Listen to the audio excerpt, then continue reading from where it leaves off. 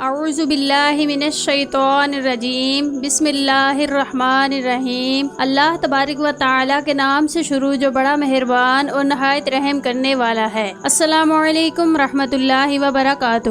آج کی اس ویڈیو میں ہم آپ کو بتائیں گے کہ مدینہ منورہ میں آپ صلی اللہ علیہ وآلہ وسلم کی تربت انور کو کس نے نقصان پہنچانے کی کوشش کی، اور پھر آپ صلی اللہ علیہ وآلہ وسلم کی تربت انور کی حفاظت کس نے کی اور کیسے کی۔ وہ عاشق رسول کون تھا جس نے آپ صلی اللہ علیہ وآلہ وسلم کے جسد اطہر کی حفاظت کی اور دشمن کے ارادوں کو خاک میں ملایا تھا۔ یہ واقعہ کب پیش آیا اور اس نے کیسے رسول صلی اللہ علیہ وآلہ وسلم کی حفاظت قیامت تک کے لیے کی، تاکہ دوبارہ کوئی شر پسند آدمی آپ صلی اللہ علیہ وآلہ وسلم کی تربت انور کو نقصان پہنچانے کی کوشش نہ کر سکے۔ ناظرین، ان سب سوالات کے جوابات آپ کو آج کی اس ویڈیو میں ہم آپ کو بتائیں گے۔ اس سے پہلے ہماری ایک ریکویسٹ ہے کہ ہمارے چینل یا حیو یا قیوم کو سبسکرائب کر دیں، شکریہ۔ ناظرین، ہر سچے مسلمان کے دل میں مدینہ منورہ کی تڑپ موجود ہے، اور مدینہ میں موجود مسجد نبوی مسجد حرام کے بعد مسلمانوں کے لیے دوسرا مقدس مقام ہے، اور روضہ رسول صلی اللہ علیہ وآلہ وسلم سے مسلمانوں کو بہت عقیدت ہے، اور مسلمانوں کا یہ عقیدہ ہے کہ روضہ رسول صلی اللہ علیہ وآلہ وسلم کے سامنے جو بھی دعا مانگی جائے وہ ضرور قبول ہوتی ہے۔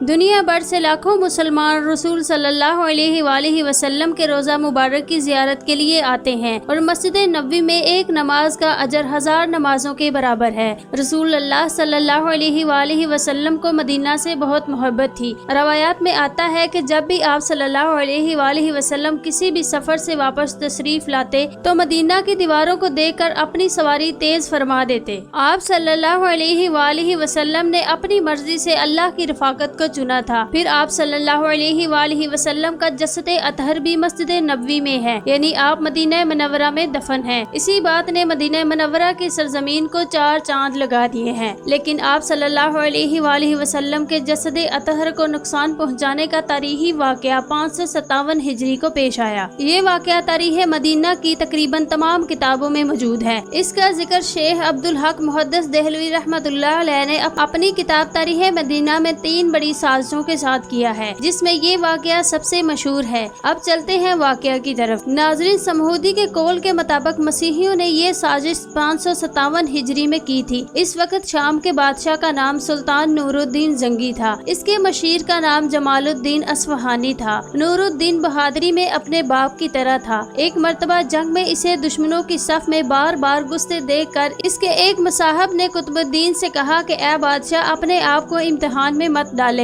اگر آپ شہید ہو گئے تو دشمن اس ملک کو فتح کر لیں گے اور مسلمانوں کی حالت تباہ و برباد ہو جائے گی۔ نور الدین نے یہ بات سنی تو بہت ناراض ہوا اور کہا کہ قطب الدین، اپنی زبان کو روکو، تم اللہ کے حضور گستاخی کر رہے ہو۔ مجھ سے پہلے اس دین اور ملک کا محافظ کون تھا؟ نور الدین ایک شریعت پسند انسان تھا۔ اس نے اپنے ساتھیوں کو بھی شریعت کا پابند بنایا تھا۔ انہیں دیکھ کر دوسرے لوگوں نے بھی تقلید کی، جس کی وجہ سے عوام میں اسلام پر ایمان لانے کا جذبہ پیدا ہوا اور لوگ خلاف شریعت کاموں کو ذکر کرنے سے بھی شرماتے۔ ایک رات نماز تہجد کے بعد سلطان نور الدین زنگی وظائف سے فارغ ہو گئے تو سو گئے۔ آنکھیں کیا بند ہوئی کہ مقدر جاگ اٹھا اور کائنات آقا صلی اللہ علیہ وآلہ وسلم ہوا میں تشریف لائے اور 2 نیلی آنکھوں والے آدمی دکھا کر فرمایا کہ مجھے ان کے شر سے بچاؤ۔ یہ بات آج سے تقریباً 882 سال پہلے کی ہے۔ ناظرین، اب آپ کو ان 2 آدمیوں کے بارے میں بتاتے ہیں کہ وہ کون تھے۔ انہیں مراکش سے اس منصوبے پر بھیجا گیا تھا کہ وہ کسی نہ کسی طرح رسول صلی اللہ علیہ وآلہ وسلم کا جسد اطہر روضہ مبارک سے نکال کر لے آئیں۔ اس ناپاک منصوبے کی تکمیل کے لیے انہوں نے حج کا بہانہ کیا اور اس کے بعد روضہ رسول صلی اللہ علیہ وآلہ وسلم کے نزدیک ترین جو مکان تھا کرائے پر لے لیا اور اپنا مذموم کام شروع کر دیا۔ ہر وقت وہ سرنگ کھودتے جس کا روح روضہ رسول صلی اللہ علیہ وآلہ وسلم کی طرف تھا۔ ہر صبح کھودی ہوئی مٹی کو وہ چمڑے کی تھیلیوں میں بھر کر جنت البقیع میں لے جاتے اور اسے قبروں پر بکھیر دیتے۔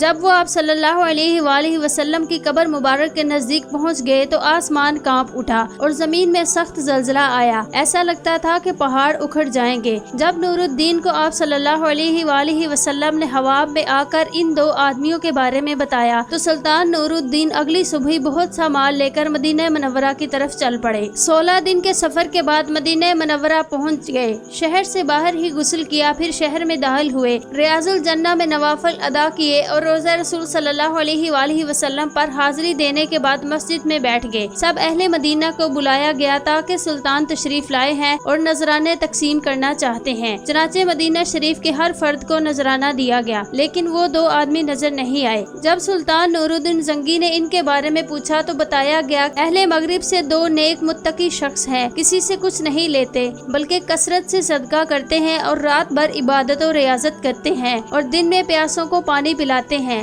جب انہیں حاضر کیا گیا تو سلطان نے ان کو فوراً ہی پہچان لیا۔ یہ وہی 2 بدبخت تھے جو رسول اللہ صلی اللہ علیہ وآلہ وسلم نے خواب میں دکھائے تھے۔ جب سلطان نے ان دونوں سے مدینہ آنے کی وجہ پوچھی تو وہ بولے ہم تو بس آپ صلی اللہ علیہ وآلہ وسلم کے پڑوس میں رہنے آئے ہیں۔ بار بار پوچھا گیا لیکن انہوں نے حقیقت نہیں بتائی۔ جب ان کے مکان کی تلاشی لی گئی تو وہاں سے ڈھیر سارا مال اور چند کتابیں ملی۔ سلطان پریشانی کے عالم میں ٹہلنے لگا، پھر اچانک زمین پر بچھی چٹائی کو ہٹا کر دیکھا، سب کی آنکھیں کھلی کی کھلی رہ گئی۔ چٹائی کے نیچے ایک سرنگ تھی جو روزہ رسول صلی اللہ علیہ وآلہ وسلم کی طرف جا رہی تھی۔ وہ دونوں بدبخت سرنگ کھودتے اور اس کا جرم ثابت ہونے کے بعد ان کی گردن اڑانے کا حکم دیا گیا اور روزہ رسول صلی اللہ علیہ وآلہ وسلم کے گرد پانی کی گہرائی تک زمین کھدوائی گئی اور سیسا پگھلا کر اس میں بھر دیا گیا تاکہ آئندہ کوئی ایسی ناپاک حرکت کے بارے میں سوچ بھی نہ سکے۔ سلطان نور الدین زنگی نے روزہ مبارک کے قریب ایک چبوترا بھی بنوایا تھا تاکہ اس پر ان قبور کی حفاظت کے لیے ہر وقت پاسباں موجود رہیں۔ یہ چبوترا اب بھی موجود ہے اور باب جبریل سے داخل ہوتے ہی دائیں جانب ہے۔ ناظرین، اب آپ کو ایک بہت ہی اہم بات بتاتے چلے کہ جو بہت ہی کم لوگ جانتے ہیں کہ مدینہ میں موجود مسجد نبوی میں روزہ رسول صلی اللہ علیہ وآلہ وسلم کی سنہری جالیوں کے پیچھے آپ صلی اللہ علیہ وآلہ وسلم کی قبر مبارک ہے۔ تو یہ بات غلط ہے۔ ان جالیوں کے اندر آپ صلی اللہ علیہ وآلہ وسلم کی تربت انور کے گرد 4 دیواروں کا حصار ہے، پھر ان دیواروں کے اندر آپ صلی اللہ علیہ وسلم کی تربت انور ہے۔ اور یہ بات یاد رہے کہ پچھلے 882 سال سے کسی انسانی آنکھ نے آپ صلی اللہ علیہ وآلہ وسلم کی تربت انور کو نہیں دیکھا۔ کچھ لوگ سوشل میڈیا پر آپ صلی اللہ علیہ وآلہ وسلم کی قبر مبارک کی فوٹوز اپلوڈ کرتے ہیں جس کے اوپر سبز رنگ کا امامہ ہوتا ہے،